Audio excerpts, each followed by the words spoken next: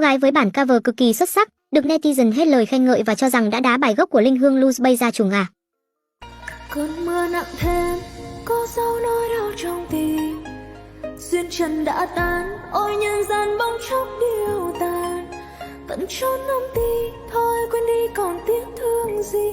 Người về nơi chốn thiên bỗng sao tim mạnh bà còn trống. Nguyệt hạ tiên nhân, đôi tay nối xây lương duyên. Cô đơn thầm tàn phòng kín mạnh bà cất đi. Độc lạc nơi đây lạnh lẽo tan gió sầu cay. Mong sao ung bắt cánh mặt bà đời quên hết nhân sinh. Trời đất gieo bao cuồng phong.